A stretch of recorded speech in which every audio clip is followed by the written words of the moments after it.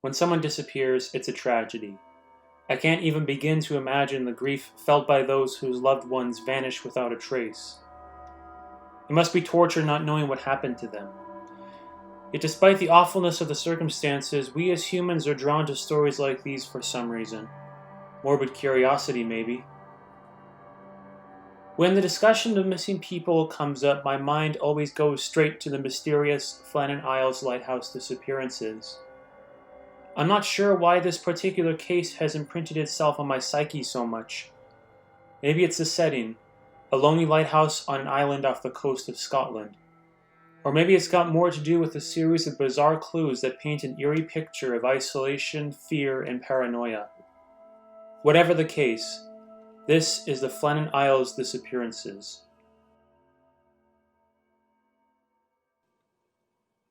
Our story begins with the construction of a lighthouse. Built by Alan Stevenson for the Northern Lighthouse Board, the 75-foot lighthouse stands near the highest point on Eilean Moor, one of a cluster of islands in the Outer Hebrides in Scotland. On December the 15th, 1900, the first indication that something was untoward on the island came when a small steamer called the Arctur noted in her logbook that the lighthouse was unlit. This in spite of protocol which demanded that the lighthouse be lit during adverse weather conditions. So it came as a surprise to see that the beacon was not active. On the 26th, a relief vessel called the Hesperus set sail with fresh supplies for the lighthouse. Accompanying the shipment was a replacement keeper called Joseph Moore, who was to take over management of the lighthouse from the three men who were currently operating it: James Ducott, Donald MacArthur, and Thomas Marshall. But when the Hesperus arrived at her destination, it quickly became clear that something was not right. Firstly, none of the men were waiting for them at the landing stage.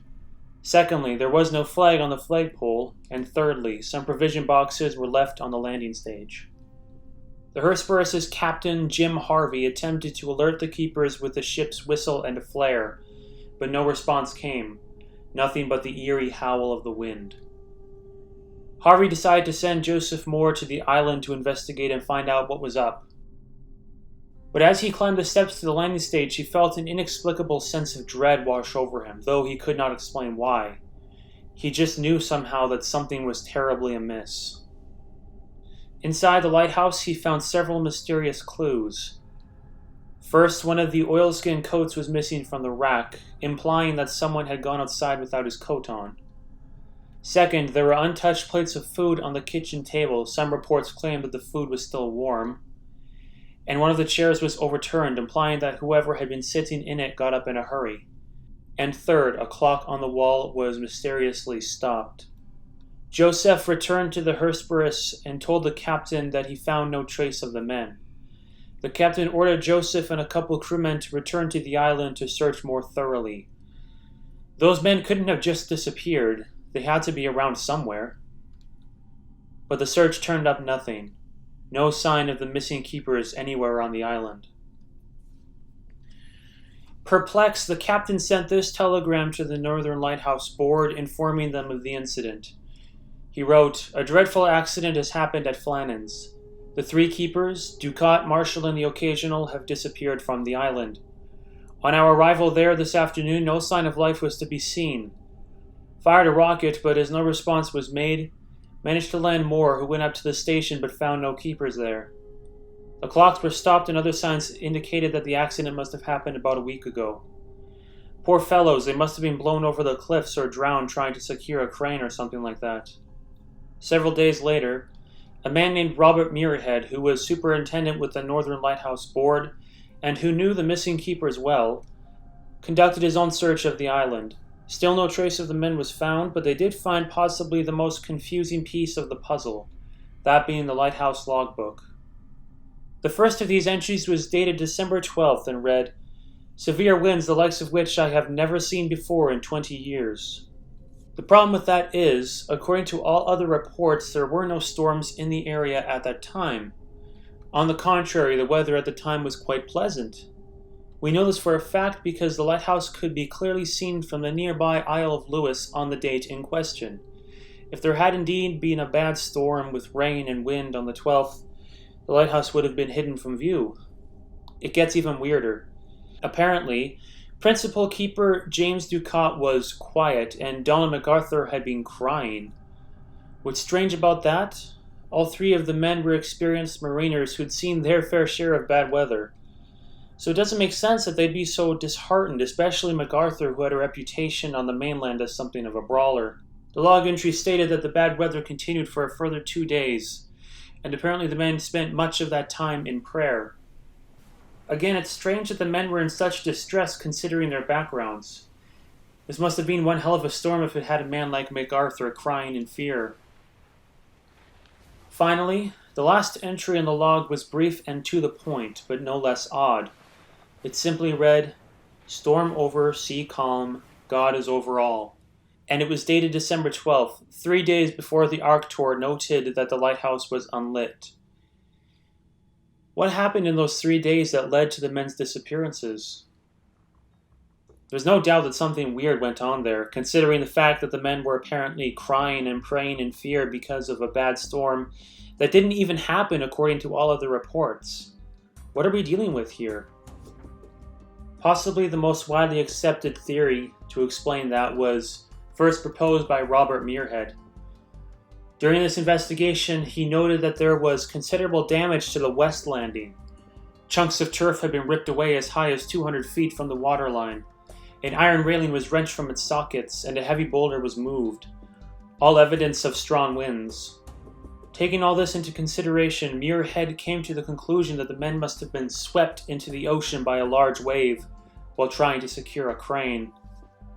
One of the issues with this theory is that there were some ropes on the rocks near the crane, so if the wave theory is true, then shouldn't the ropes have been swept into the sea as well? There's also the fact that the men's bodies were never recovered. Often when a person drowns, his or her body eventually turns up on the shore, so why didn't theirs? But aside from those discrepancies, I think it's a solid theory. However, there are other darker theories that have been thrown around, such as a fight breaking out on the island that eventually led to the deaths of one or more of the men. It's at least worth considering, especially because MacArthur had a reputation as a brawler. This of course leads us to the less conventional explanations, which is just a nice way of saying baseless speculation. These theories range anywhere from the men being eaten by sea monsters to being kidnapped by ghost pirates or aliens.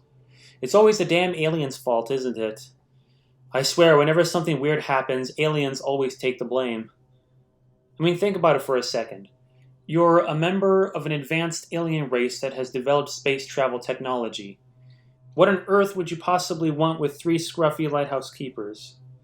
Right? Like, just think about it for a minute. Like, it doesn't make any sense. There's one last theory I'd like to touch on, which, like the others, has no evidence to back it up, but there is a history to it which might provide some credence to the theory. Apparently, the island upon which the lighthouse is built has a reputation as something of a haunted spot even before the disappearances in 1900. 16th century shepherds would graze their sheep on the meadows there, but notably refused to stay the night out of fear of spirits that roamed the islands.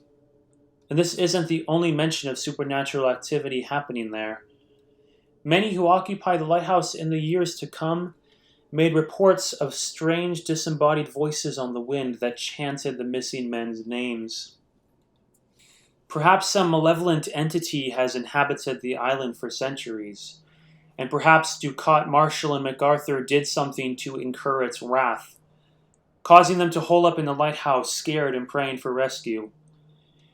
But ultimately, the presence that tormented them got the upper hand, and the men tried to flee in the dead of night, one of them knocking over a chair and forsaking his oilskin coat in his haste, right into the arms of whatever was terrorizing them. But again, this is all just speculation. When all said and done, we just don't know what happened to those men in that lighthouse, and I don't think we'll ever know. Hell, it's been over 100 years between then and now. Most likely the explanation is logical, but maybe it's not. Maybe something supernatural is behind this. In my own humble opinion, the answer lies somewhere in between. That fine red line between the realms of the natural and the supernatural, knowable and unknowable. But I'll avoid making any serious claims out of respect to the deceased. After all, at the end of the day, what happened was a tragedy. 3 men lost their lives, and their loved ones probably spent the rest of their own lives wondering what happened.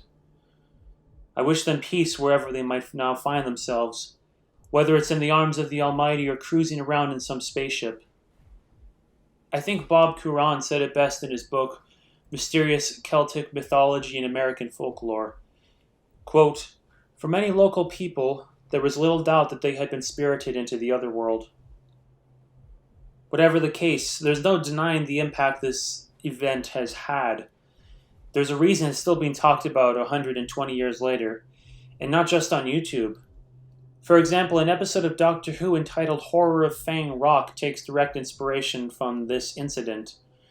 There's even a movie that came out in 2018 called The Vanishing, starring Gerald Butler, which is a cinematic retelling of the event, which I'd like to watch for the channel sometime.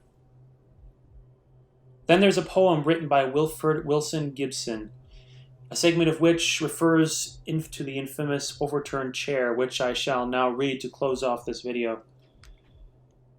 "Yet, as we crowded through the door, we saw only a table spread for dinner, meat and cheese and bread, but all untouched and no one there, as though, when they sat down to eat, ere they could even taste, alarm had come and they in haste had risen and left the bread and meat, for at the table head a chair lay tumbled on the floor."